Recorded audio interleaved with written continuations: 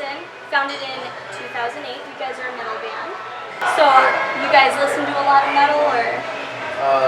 Well, we try to. Sometimes there's a couple other genres mixed into it all, but I mean, I guess with every band, it never really hurts to kind of branch out and listen to other stuff. There's a lot of our influences as far as myself as a guitar player, like Jimi Hendrix, a lot of classic metal, classic rock and roll. Okay. I started on the blues. I know Bond's a huge fan of Geezer Butler. His bass is just amazing. I mean, anything classical. Redmond, this guy's an AC/DC fan. AC/DC fan. I mean, just my first concert was AC/DC. So. Well, that's awesome. I love AC/DC. Angus is one of the greatest guitar players in my opinion. No offense. But I'm okay with it. I'll let it go.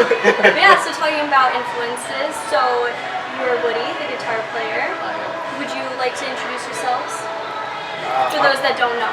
I'm Redmond McKimmey. I'm lead vocals. Okay. I'm Bon Scott, I'm the bassist.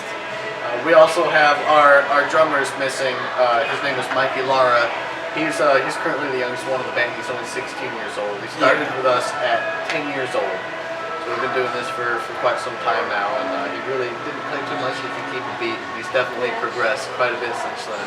Well, that's awesome. He's progressed quite a lot, so I'm waiting for when he turns 23 to see how he's like then, because he's gonna be fucking amazing. So when did you guys all start? Oh, let's see. I started playing when I was in 8th grade. I started a guitar class, and I had a buddy. His name was Mark Hill, and he started to come over and started to show me. He's a little further off than I was, and from there I learned the pentatonic scale and the blues scale, and I just started writing my own stuff. It just kind of escalated from there.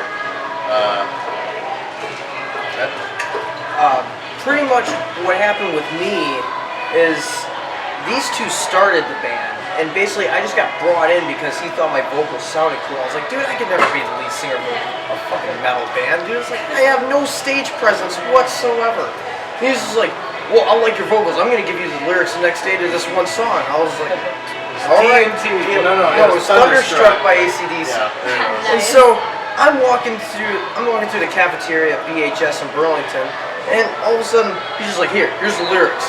Practice these. I was like, well, I guess this is gonna happen. I might as well start practicing the lyrics, and it's just kind of progressed from there on. Yeah. And how about you? For me, I was a guitarist by heart. We played guitar originally in the band, and I picked up bass when we couldn't find a bass player. So I progressed since then. And do you enjoy bass over guitar now? At the moment, yes, I do. But for the first 2 years playing bass, I hated it. I'll be honest, I hated it. I'm a guitarist by heart, but I really enjoy playing bass. You learn to enjoy it. Don't let him fool you. You could definitely tell he had it in him, considering when we first started a lot of stuff, even the first song we wrote when we were back together as a band, as adults, he definitely came through as a bass player. It wasn't just really boring bass. It had some pop to it. You could tell it was there. It made a difference in the music. And it wasn't, he'll, even to this day, he'll say, dude, I'm a crappy bass. Don't give me that stuff. I don't want to hear it. He's a good bass player. I like playing with him. You told us who you are in the band, instrument-wise. Now, what role do you play as far as the peacemaker, the good boy, bad boy, rebel? Well, when we're at practice, and we kind of let our frustrations out at each other, we're like, fucking Woody, fucking Bon, we just start screaming at each other and shit. I'm not gonna lie, one night they got into such bad argument, I thought I was watching an episode of Jerry Springer. I was like, I need to go. I think I need to start yelling out Jerry. We're best friends, we've been best friends, me and Woody since 3rd grade. I mean, we love each other. This is our life, Awesome.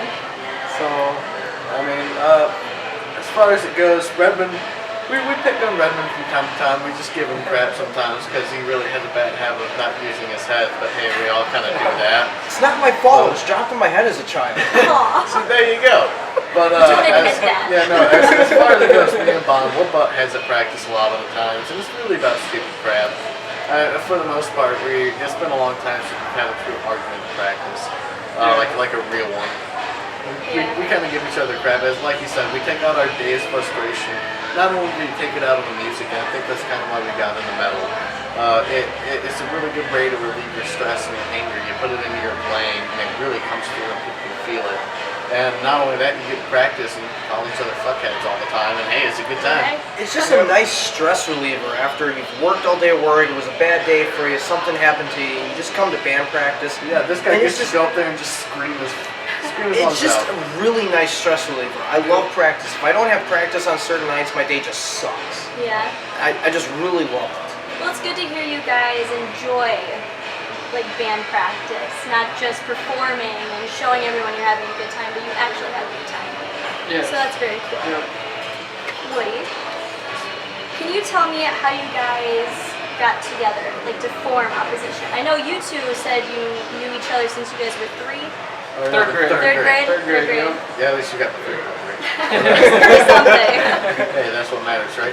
But me and Bon, my freshman year in high school, I'd gotten a decent guitar, my first flying V, and I got a line 6. I know you hate it because it's digital, but I got a little line 6, and it sounded decent. I'll never forget one day we were sitting outside the music room, and in the hallway after school, and we were just passing my guitar back and forth playing, and we started talking about following me or forming a band. We'd already known each other since we were like 8-9 years old, and our influences were very similar. And so we had talked about, spitballed about it, and nothing really ever happened until about sophomore year, when we started to kind of feel serious about it. And that's when I was hanging out with Redmond. He'd been my buddy since 8th grade. And I mean, we were all kind of similar, but different at the same time. And I heard him sing AC/DC lyrics, and he sounded just like Brian Johnson. And I was like, I've never met anyone who could do that before. That's freaking cool. And so that's when, like you said, I was like, dude, you're going to sing for us. We're going to get this going. And from that point on, we met up at band practice one night at his house, and it kind of progressed from there. I think that was our sophomore year. We were probably about 14 years old, 14, maybe 15. I would have been 15, you would have been 14. Yeah, he's a year older than I'm a year us. older. But Midget. I mean, that's kind of how the ball got rolling and everything, and we got together, and at first we started doing like Metallica covers and starting to do that. We did do a couple of originals while we were young, but it was kind of repetitive. You could tell we were still kids. And I actually, after we graduated, I moved down to Georgia, where I'm from, for about 3 months. And then I missed the band. I had to leave my guitars up here, and I couldn't stand it. I went 3 months without playing electric guitar. And I came back, and I talked to the guys, and we started it up again. And it was like a month after we started jamming again, we wrote our first song, and it was just so different from what we had ever written before. It was pretty good from what we had done in the past as kids. That was right when I picked up bass. Yeah, that was. Yeah, right I think that was around the time we changed the band name also to what it is now. We used to be called Death by Decibel, and people kept getting it wrong. We were Yeah. Death by Disciple. Yeah, Death by fucking Disciple. We had an interview with another lady, and she kept calling it Death by Disciple. It's like, no. Death by Decibel. What? Scientifically, but to the metal community, that's too many words that are big. Yeah, apparently it was too hard for her to understand, so we're just like... So how did you guys come up with the name Opposition then? This guy. Thought it sounded cool. Just throwing names around, be like, hey, this one sounds cool. Every time I hear Blackened by Metallica, and I hear that word Opposition, I'm like, hey, that's us. I saw you guys at the Chocolate Fest back in May. That was How did we not run into you then? Well, I was wandering around. I was dancing out front. You didn't see the redhead dance around? No, see, I was corset, anything? Okay, see, when I take my glasses off, I am legally pretty much blind. He is. He can see where the microphone is, and he can see how to not fall off stage. Yeah, that's basically about it. So basically my focus is not getting the lyrics wrong and trying not to fall on my ass and embarrass myself. One time, I'll never forget, I asked him to turn one of my pedals, the volumes up, just a little bit, just to kind of even out the mix a little bit. And he just kind of stood there with the pedals like, can't see Which shit. one? I'm like, what are you Which doing? one do I turn? Didn't think about it. But Okay, so you're handicapped in your eyes. What about you guys? Clumsy or... Well, I'm pretty Well, you're a deaf. legal midget, apparently. apparently, yes. To them. This guy is deaf as all hell. Not only that, he has a really good habit of putting his chords in backwards from the pedals to the amp and then from the pedals to the guitar. He'll put them in backwards. Come on now. Me, How many times do you set those pedals I mean, up? other than the short thing, I guess I have what Bon calls short man syndrome. Because I'm a short guy, I have to act like I won't take shit from anybody. Yeah. And I'll admit I have that problem. I have a hard time taking crap from people. Small guy trying to act big. Yeah, I guess my whole life, exactly. I've had older brothers and all their friends my whole life. I've been picked on and kind of, you know. So I mean, it's a little when you become an adult, all of a sudden you're like, fucker, respect me. But he definitely gives me crap about that from time to time. I guess that's my handicap. If you Hey, will. that's the fun in being a band and friends. Yeah. Yep. So there you go. Back to Chocolate Fest though, you guys brought on the bassist from X Company to play cowbell.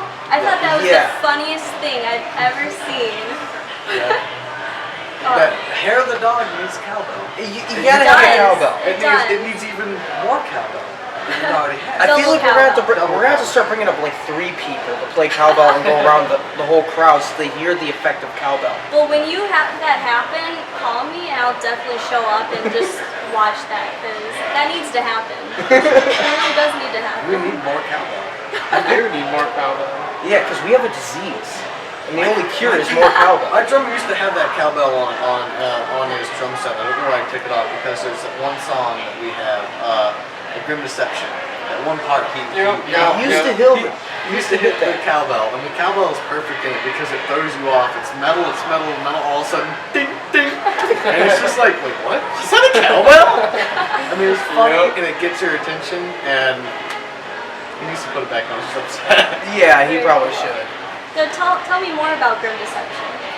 Grim Deception is a song, this song actually has history with us. Yep. Back when we first started in high school, Grim Deception started as an idea for an album name, and we ended up writing a song for it. For a long time, the song was it was an instrumental. We almost followed Metallica too much, but we wrote a couple instrumentals. We had a hard time putting the lyrics with melody. We were still young, figuring them out, and from there we eventually added lyrics to it, but it wasn't anything like it is now. But it started off with we started doing the Michael Myers theme song on guitar with the bass, and then that was back when we had another guitar player. So we also had the rhythm guitar with the bass and the drums in the background. But so the whole beginning of the song is identical to how it was when we were kids. We did it the exact same way. Yep. But what we changed was after that, the whole aftermath of the song. Up until lyrics started. Yeah, up until the lyrics started, we changed it completely. And it's honestly, it's one of our favorite songs to play. It's one of the most fun. It's very thrashy. One of the things It's we definitely love. our most thrashiest song. Yeah. It really One of shows our- what we're really about. Yep. One of our favorite things about like metal is gallops. We love gallops. We listen to classic metal and like Metallica, and there's a couple different other bands up there. Gallops is powerful, and it definitely takes you for a ride. I guess that's what a gallop is supposed to do. And it's a really fast gallop in that song. And sometimes I have a hard time playing it. I wrote it, and damn. But I think that's one of my favorite parts about that song. What drives it for the most part is it's a really heavy song. It has a really kind of slow acoustic part in the middle. Just kind of transitioned it back into getting heavy again. And dynamics are everything. And for the most part, I think that's one of the Very songs true. that really portrays that about us. So your favorite song is A Grim Deception. Do you guys agree, like the same song, or what song is your favorite to play or sing? I guess my favorite to sing would probably be Your Disease, Venom, and Carnage, which is 3 Carnage songs. is definitely my favorite Yeah. song. Grim Deception is one of the most fun to play. As far as favorite songs out of all of them, there are a couple more that definitely come over top of that. I think that's really fun to think about too. Because Carnage is freaking awesome. I love that song. The whole beginning, the horror to that song, and how we did it, definitely has kind of an ambient kind of feel to it, and the bass and the guitar. And I mean, it's heavy. That whole song is heavy from start to finish. Grim Deception has got a lot of ups and downs, and it takes you for a real ride. But all of our other songs, it's kind of punch you in the head. You know? You guys are, obviously musicians coming up with new songs. Is there anything you guys are working on now? Any projects you guys are coming up on? We are terrible procrastinators. Yes. We are horrible. Is what we'll do is we'll start writing 3 different songs at like one time. We've got like 3 songs that we've started. Yeah. We've never gotten further than we've gotten like a first verse, We've got lyrics to it and everything. Yeah, and then it just kind of stops. Yeah, we'll keep bouncing around between each song and then just.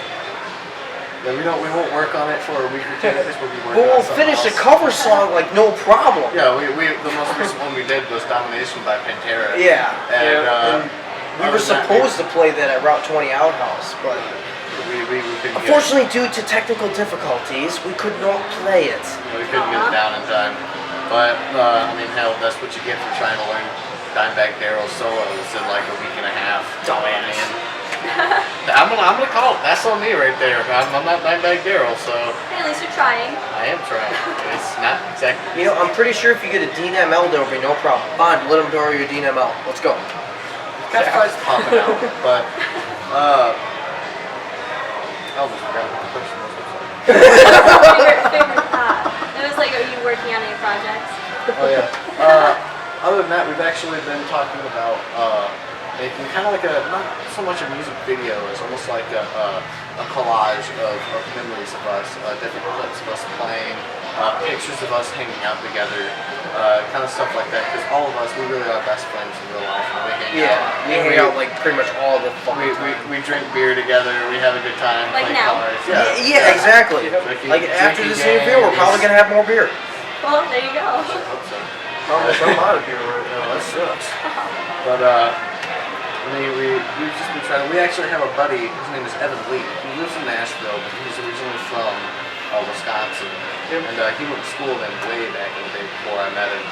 And we actually played with him at Route 20 Outhouse, the second Swing Fest that they had, Summer Swing Fest, and as well as Opposition played. But we started with him. It's kind of like a country, kind of grunge band. I know that sounds a little bit weird, but we do have our classical upbringings in country and stuff like that. And so we really had a lot of fun doing that. We're going to play with him a little bit more from what I hear and what we've been talking about. But for the most part, right now, with Opposition, we're trying to get more gigs, trying to play around and kind of spread to see what people think about us. We all think we're awesome, but I mean that's every band as far as it goes. But we really hope we can get out there and show people kind of what we're about. I think we have a large demographic from what I think. We're definitely classic thrash with a little bit of new age hint to us. So young kids and people over 50 who still listen to Slayer, I think would like what we have to give them and to play for. I guess that's kind of what we're working on. And now, kind of going into more of a fun questionnaire part. What did you guys listen to on the way up here?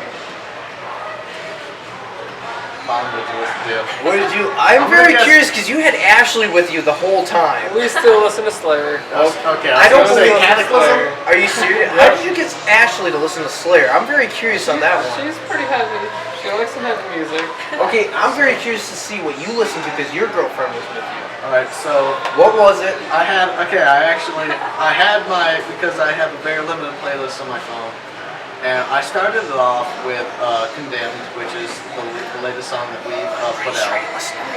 But we actually haven't put it out on the internet yet. Nobody besides our close circle of friends and family have heard it yet. We're waiting until the right time to put it out. We want to do something special with it because it's a really special song.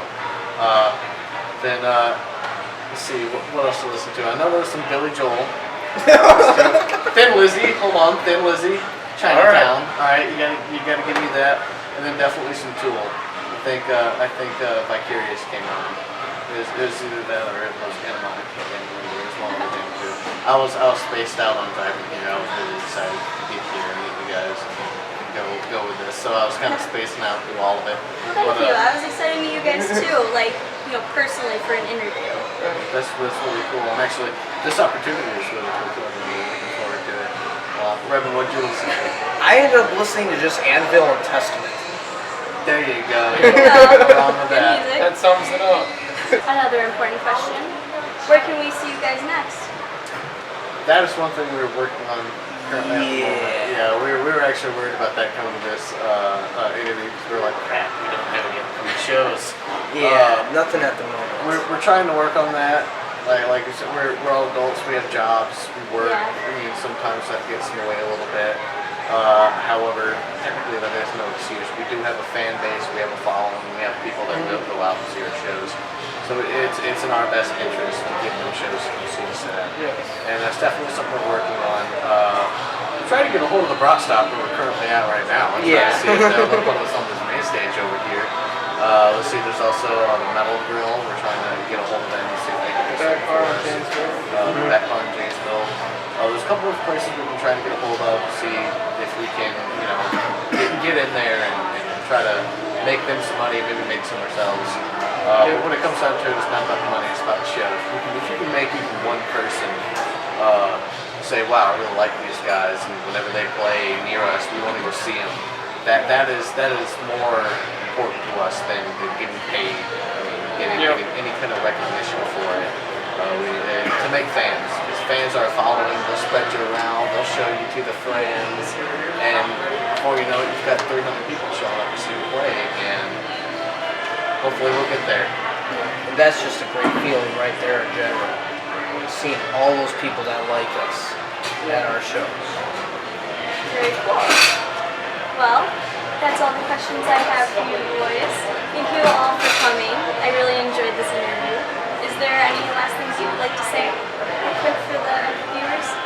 Metal. Metal. Fucking metal. That's what's up.